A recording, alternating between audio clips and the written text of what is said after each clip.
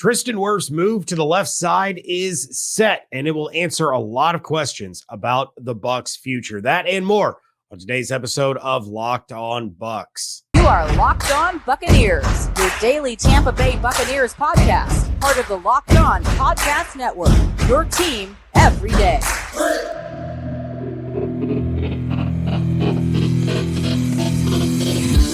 What's up, and welcome to the Locked On Bucs podcast, part of the Locked On Podcast Network, your team every day. We are your daily podcast covering the Tampa Bay Buccaneers, so please subscribe or follow for free on YouTube or wherever you listen to podcasts so you always get the latest episodes when they drop.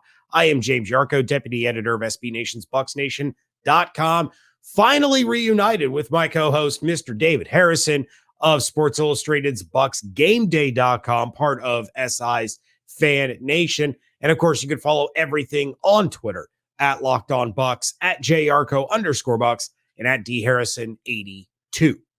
Thank you, everybody, for making Locked On Bucs your first listen or your first view today and every day. And a special thank you, especially to our everydayers who are making this show one of your views or listens every single day. Tristan Wirfs is your new starting left tackle, and it appears that Luke Goedeke, just kidding, it's Luke Goedeke, but yeah, here we are again, post-NFL draft, and I'm being corrected on how to say offensive lineman names. It's okay, we will get him right, I promise you. Luke Goedeke is penciled in currently as your starting right tackle, but there will be a competition.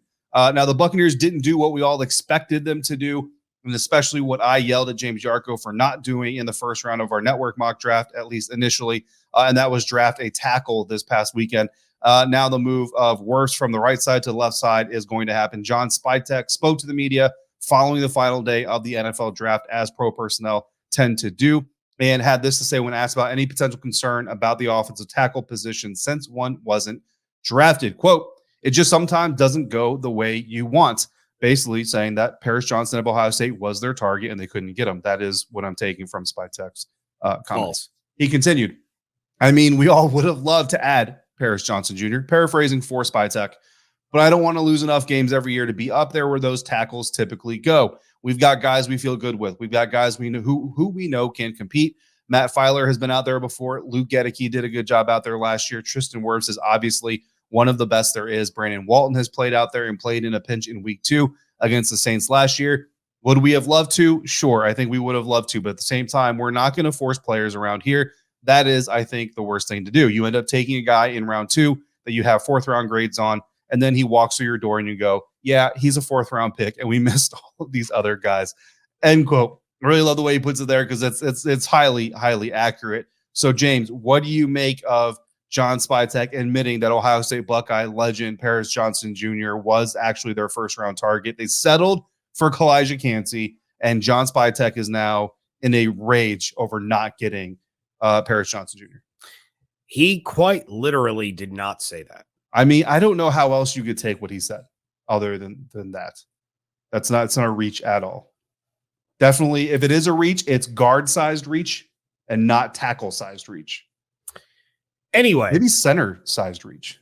Do centers usually have a smaller arm length than guards? I think someone in our comments can probably tell us the answer to that. You would think probably longer arms just to make sure they get the snap. You don't want to short arm the center to quarterback exchange. I would agree with that. Ryan Jensen confirmed longest arms on the offensive line. Anyway, so Tristan Wirfs is going to be your new left tackle. And look, this is something we have talked about, we have speculated on, we have debated, we have discussed. At the end of the day, if this move doesn't work, I don't see why it wouldn't, because Tristan Wirfs is such a freakishly athletic human being that I think his transition from the right to the left side is going to be a successful one. We have seen successful ones throughout the history of the NFL. I think this is going to be another one. And as I've said before, Tristan Wirfs 85% on the left side of what he is on the right side still makes him a top 5 left tackle in the NFL. So I think he's set there. What this does now for me, and I talked about this, David, on the live episode following day 2 of the NFL draft. It sets up a very intriguing quarterback. Wow. right tackle competition, right? Cody Mauch, the rookie, played all 5 positions at North Dakota State, but he was their starting left tackle. Could he transition over to the right tackle spot? Maybe. Jason Light said that he is coming in as a guard. So now you have Luke Goedeke, who played tackle in college. He's going to compete. Matt Filer, who played tackle for the Pittsburgh Steelers before transitioning to guard with the Los Angeles Chargers. He's going to compete. Spytech even brought up Brandon Walton, who I completely forgot came in relief of Donovan Smith in the Saints game. Well, I can't even remember who started for Donovan Smith because he got hurt in the Cowboys game. Anyway, it's been a very long time. I also apparently thought in my Dayquil induced live stream that William Golston was still part of the team. That's neither here nor there. My apologies. I mean, look, I was there for that Saints game, and I don't remember Walton playing. So I do remember Mike Evans laying some whoop butt. I don't know if I can say the other version of that on Marshawn Lattimore, another Ohio State legend. But anyway, we continue. Legend. For those on the audio side, I used air quotes. I'm sure you would agree with me because Marshawn Lattimore is the worst. Anyway, moving on. Yeah, you have Luke Goedeke now penciled in at right tackle. That is far from being set in stone. We are going to see them utilize every combination possible because the entire goal now at this point is put the 5 best linemen on the field. Period. We've heard about Mauch playing guard. Aaron Stinney's coming back. There was talk about Robert Hainsey potentially switching over to guard. Matt Filer was a guard. There's 2 positions set. Period. That's what I'm gathering from all this. Your center and your left tackle are the only offensive line positions that are etched in stone. Outside of that, we're going to have some really interesting battles in mini camp and training camp to figure out the rest of the starting 5. Yeah, it's going to be interesting. I think here's what I would do if I were the Tampa Bay Buccaneers. And then you start this in OTAs. Granted, you're not allowed to do pads. You're not allowed to do a whole lot of contact. Got it. But you can still do a little bit, right? Here's what I would do if I was them. Take every single player that's a right tackle candidate. If you're a right tackle candidate, get over here. You're all going to line up on the 20-yard line. I'm going to get all my pass rushers lined up.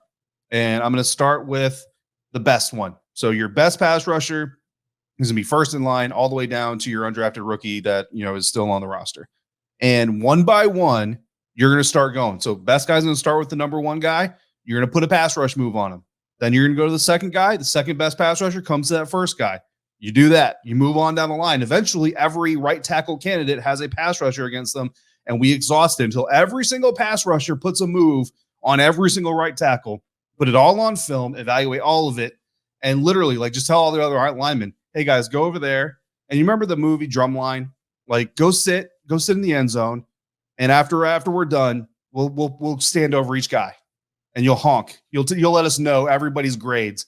That's how we're going to figure out who our next right tackle is. We'll figure out guard after that. But every single right tackle candidate, you're going to line up. We're going to find the best right tackle. We've already got the best left tackle. Let's get the bookends. We've got one of the best centers in the league coming back. Let's get those settled.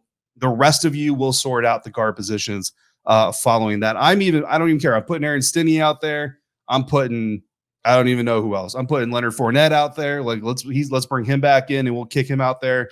I'm just kidding. But you get the point.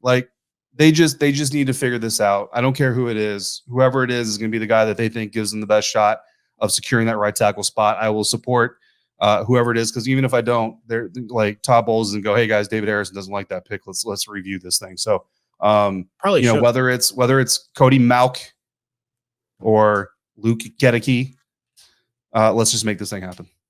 Yeah, and like I said, if it doesn't work, we've talked about this being a 2 off-season retooling of the Buccaneers, right? So if it doesn't work, now you need to shift your focus to left tackle next year when you have a little bit more money. You can spend in free agency. I don't know, maybe work out a trade with the Cincinnati Bengals, bring in Jonah Williamson, and then you can address left tackle and quarterback next offseason. But you kind of have this buffer year where you can give this thing a shot, and if it doesn't work, you reevaluate. Yeah, and at least look, if you have a hole at right tackle, Baker Mayfield can see the hole. He can see the pressure coming and try to run away from it. But we're going to take a look at another definitive answer that draft weekend gave us coming up next on today's episode of Locked On Bucs, part of the Locked On Podcast Network, your team every single stinking day. And we're going to do that thanks to our friends over at FanDuel. Correct that pronunciation. Make a fast break to FanDuel during the NBA playoffs because right now new customers can get a no sweat first bet up to $1,000. That's $1,000 back in bonus bets if your first bet doesn't win. Everydayers know that I'm taking the Nuggets every day against the Phoenix Suns, although some of those bets are going to lose. Got it. But overall, I'm going to win more than I'm going to lose because the Nuggets are going to beat the Suns, and that's just how it's going to work. But on Tuesday, we've got the Miami Heat coming in as 6.5-point underdogs, for which I'm taking that line. I am taking the Heat with the 6.5 points. And we've got the Warriors set as 5-point favorites against LeBron James and the Los Angeles Lakers in game one of their series. I think I'm going to take the Warriors, but I think I'm going money line on that one. I'm not taking points either side on those games. Of course, on top of the no sweat first bet that FanDuel can give you, FanDuel always has other great promotions like a no sweat derby bet up to $20 on your favorite horse at the Kentucky Derby if you're into that kind of thing. And it's all done on a safe and secure app that is super friendly to use, so easy that even I can use it. So there's no better place to bet on all the playoff action than at America's #1 sportsbook. Visit FanDuel.com/lockedon and get a no sweat first bet up to $1,000. It's FanDuel.com/lockedon. FanDuel, official sports betting partner of the NBA.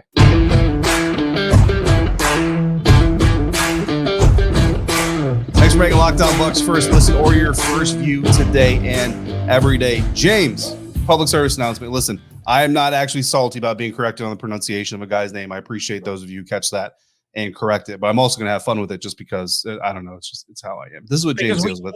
Why not? This is what James deals with all the time, guys. So if you are upset with me having a sense of humor, then just imagine what James deals with. The draft always has some twists and turns. Things happen. Trades were made. Players were pouting and going home, but the Buccaneers answered not one, but two big questions. The first, of course, being who will replace Donovan Smith at left tackle. The other is where will Devin White play this season? That answer is Tampa, Florida, Tampa Bay. A lot of people call it Tampa Bay, Florida, even though Tampa Bay is not a place, like spot. You know what I'm saying? Jason Light was adamant. Todd Bowles was adamant. No one was buying it.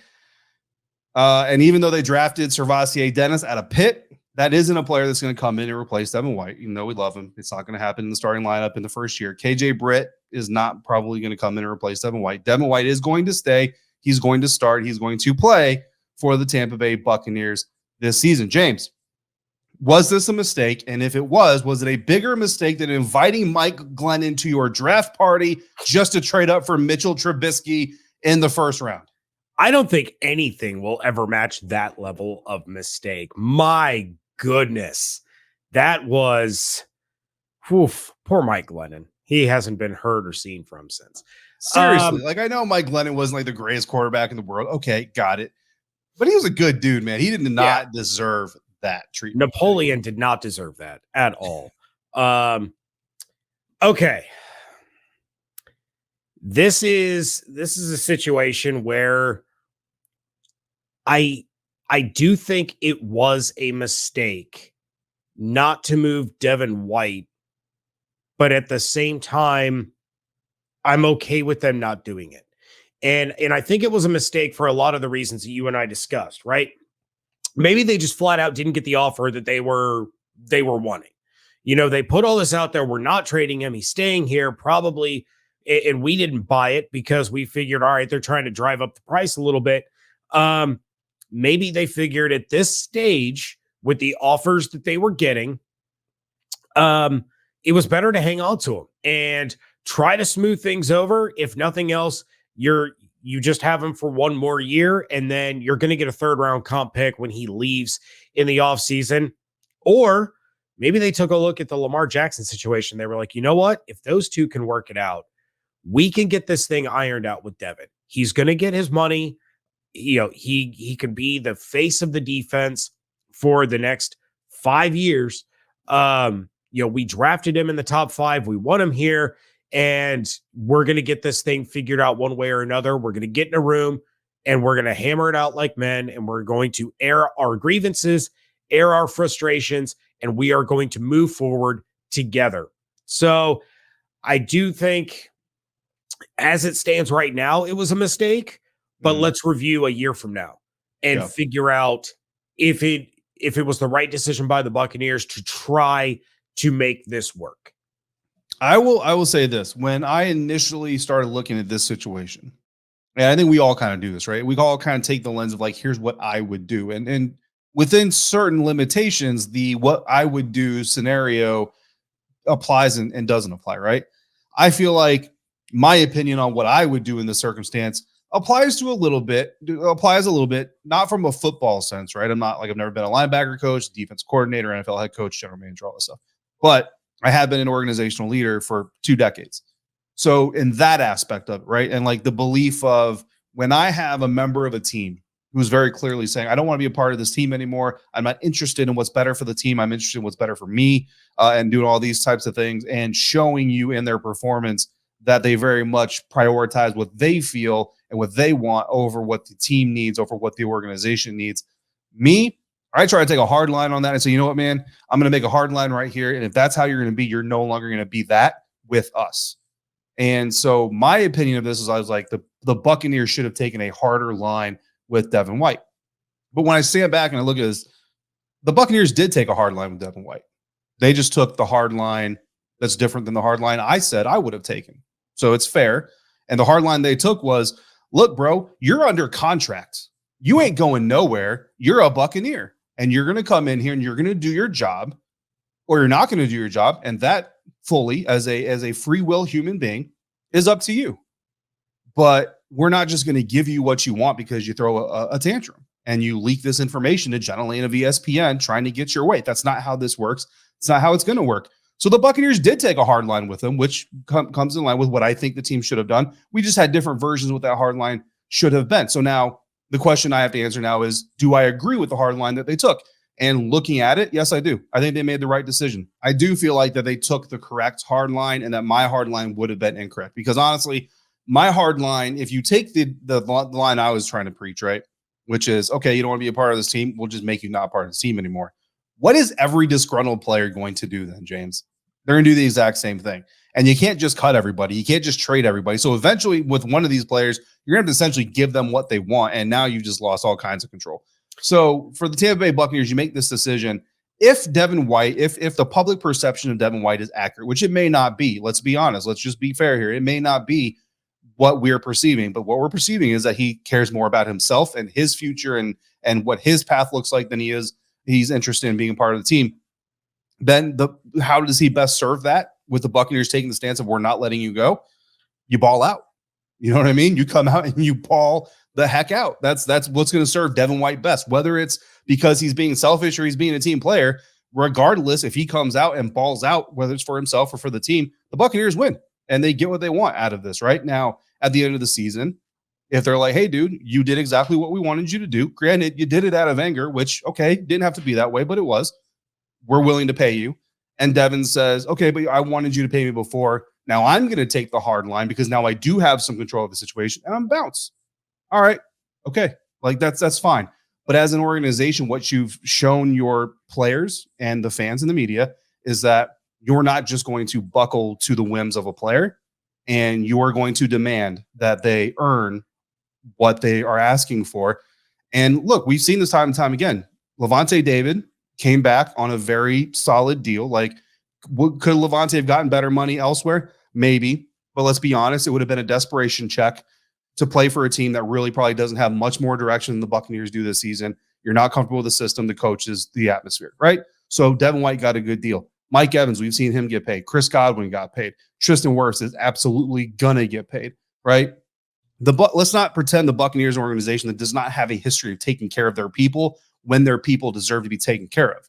So if Devin White feels like he's not being taken care of, well, that's an isolated problem. And I would say that's a you problem, bro. So you have to come out here and show the Buccaneers that you are one of these other guys that deserves to be taken care of by the team. Because again, their track record is that they take care of dudes. Your track record is you're more interested in talking than you are playing.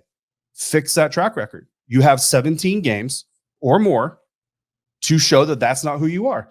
And if you do, then just as quickly as this fan base and certain members of the media, us included, turned on you and said, you know what, dude, like maybe you're not as great as you think you are. This fan base and us, we will absolutely, if you start balling out, we will absolutely give you all the flowers you deserve, Devin.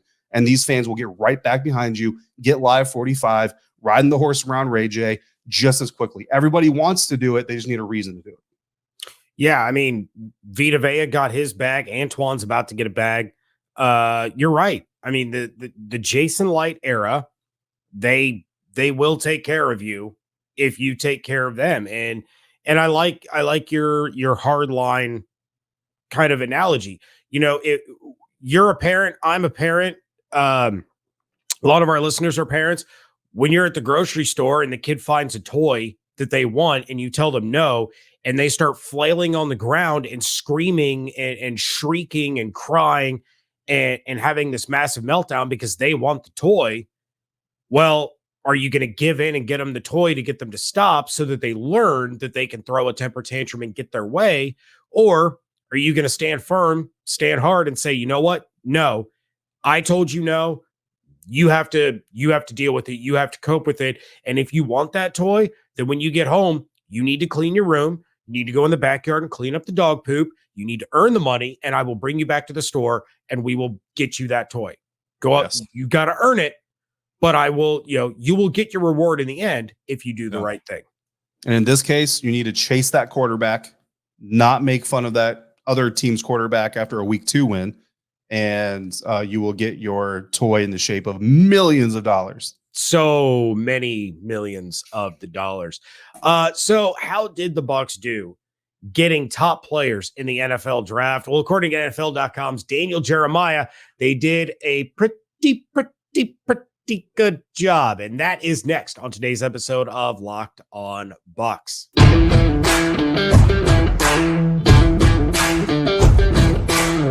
Wrapping things up here on the Locked On Bucs podcast. And Daniel Jeremiah is a guy that, David, I know you're a fan of. I'm a fan of. My best friend hates Daniel Jeremiah. And actually on draft, like Thursday, he was texting me screenshots of something that Daniel Jeremiah said. He's like, you still going to defend your boy? I'm like, never said he was my boy, but I do think he's the best draft analyst out there, and I enjoy his takes. I listen to him because he's knowledgeable, and unlike other big poofy-haired personalities on ESPN who promise that they're going to retire when Jimmy Clausen doesn't pan out as a franchise quarterback and then sticks around for another 15 years. Or that Trent Dilfer is a better draft pick than Edgerrin James. Or was it Marshall Faulk? I can't remember anymore. I don't know. And then, who was the Colts GM? Who the hell is Mel Kiper? Anyway, Daniel Jeremiah always has his top 150 prospects. The Buccaneers actually came away with the second most players drafted from that top 150. Now, the Colts and Bears led the way with 8 picks each out of Jeremiah's top 150. The Buccaneers tied the Packers with 7. Just for reference, the rest of the NFC South, the Saints had 6, the Panthers had 5, the Falcons had 4. Mm-hmm. But out of DJ's top 150, the Buccaneers had 7 players, starting with Kalijah Kancey at 26, Cody Mauch at 39, Yaya Diaby, and David, you told me this number, and I was a little taken aback. Yaya Diaby at 102, Jose Ramirez, their final pick in the draft, 103. Servassier Dennis at 133, Payne Durham at 135, and Trey Palmer at 149. So, David, your thoughts on Jason Light just basically scouring DJ's top 150 in order to put together his draft board? Yeah, listen, one of the reasons I'll never get hired as an NFL GM is because if I was, I would just take Daniel Jeremiah's top 150, say, okay, guys, 150, we're set. Let's go from there. 151 and move on. And all my scouts will be like, bro, what? Like, what? Why? Like, what? Why are we doing this? That's not because Vontae Mack, no matter what. Vontae Mack, no matter what. Listen, I think what this shows is, I mean, the easy thing you can say is right is it just kind of basically shows that the way that Daniel Jeremiah evaluates football, the way the Buccaneers evaluate football players probably sync up just a little bit, right? And that's really the key to this whole thing is every evaluator, how you watch a player, how you perceive a player really just kind of depends on how you see the game. Like I had this conversation, I know someone's going to hate this, but on Locked On Commanders, I had this conversation a lot leading up to the NFL draft about Joey Porter Jr., long, physical, press man corner. Guess what? I love that kind of guy. I love that kind of player. When I watch that type of a cornerback on film, I go, yes, that is my kind of dude. Carlton Davis, my kind of dude. Guess what? He's also Todd Bowles' kind of dude. So it makes it really easy for me to look at a Todd Bowles defensive back and say, yes, I really like this kind of guy. But guess what? That's not Jack Del Rio's style. Jack Del Rio is like 73% zone. You know what I mean? He's off ball coverage. So it doesn't fit that team. So when I watch a player through the Commanders lens, I have to change the way that I prioritize traits. Well, when you look at Yaya Diaby, you look at Jose Ramirez, you look at Servassier Dennis, what do you see? You see a lot of high energy guys that don't quit, and guys that click and close like nobody's business. See ball, get ball. And at the end of the day, when you're talking about edge defenders, outside linebackers that sometimes fall off, or inside linebackers that obviously are off-ball linebackers and play off the line of scrimmage, that honestly is like the first thing you need. If you have a guy that's just football IQ through the roof, knows how to cover every running back in the league, but has zero click and close ability, zero energy when pursuing the ball, he's going to fail. I don't care. He's going to fail. That's the way I see it. That's the way Todd Bowles sees it. Why was Devin White a number 5 overall pick in an NFL draft? Not because he's the smartest football player on the planet. I'm not saying he's not, but that's not why he was drafted that way. He was drafted that way. Why? Because he loves to see the football and he wants to kill the football every single play. Why were we so frustrated with Devin White in 2022? Because that edge disappeared at very, very key moments in the season. That's just the truth. So who are they drafting now? Yaya Diaby, high energy, loves to get the ball. Quarterback got the ball, want to get it. Running back, want to go get it. Wide receiver, even better. Them dudes are small. Jose Ramirez, same type of mentality. Servassier Dennis, same type of mentality. DJ obviously likes those types of players. So does Todd Bowles. So does Jason Light. So is Locked On Bucs. So it all works out beautifully because we love the draft class. Obviously, Daniel Jeremiah likes the draft class. Yeah, the only one of the Bucs picks that did not appear on this list was the defensive back Josh Hayes out of Kansas State, and that one still has me scratching my head a little bit. Yeah, confused. I think Dane Brugler, in his Beast draft guide, had him as like the 84th corner listed. I could never find him. I scrolled through the corners and the safeties over and over and over trying to find it. Greg Allman ended up tweeting it out, but I couldn't find it to save my life. That was a confusing pick. I hope someday we get an answer. I'm pretty sure Scott Reynolds paid Jason. He's like, just give me a Wildcat, bro. He's like, David Harrison has the Sun Devil. Give me a Wildcat. They saw some, but I can't get an Illini. They saw something in him. You know, this is a guy that kind of bounced around. So maybe they saw the raw traits that they like, the versatility that they like. And Todd Bowles says, this is the kind of guy that I can have floating all over my secondary. Oh, by the way, he's going to be a ridiculous gunner. And we need that kind of guy because we lost Scotty. And that might be what it is. Like, honestly, it just may be a late round pick on a guy that has like a thing that he does really well. And we'll see if we can build the rest. And that's fair. You know what I mean? Yeah. And, you know, mini camp is coming up on May 12th. We're going to start to hear about him. We're going to start to see a little bit about him. And of course, you got rookie training camp, you got OTAs. We're going to start to see maybe why the Buccaneers went ahead and took him. Until then, I will reserve judgment. I'm just saying that was the one pick over the week, and then I was like, a lot of people were kind of like, really? Okay. So and it's not even a knock on the kid. It's just like, again, we just talked about this, right? Traits and characteristics and trends. Like, it just doesn't feel like a Todd Bowles defense kind of guy. You know? Yeah. I mean, but you know what? We'll find out. You know what else we're going to find out, David? How to make the perfect beer butt chicken. No.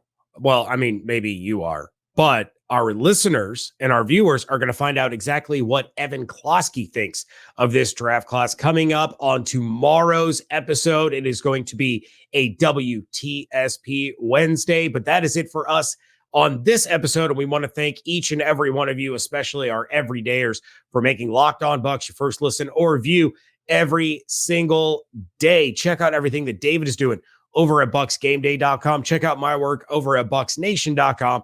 And of course, follow everything on Twitter at Locked On Bucs, at JArco_Bucs, and at DHarrison82. Hope you all have an absolutely outstanding day. Stay safe, stay healthy, fire the cannons. We thank you so much for joining us right here on Locked On Bucs, part of the Locked On Podcast Network, your team every day.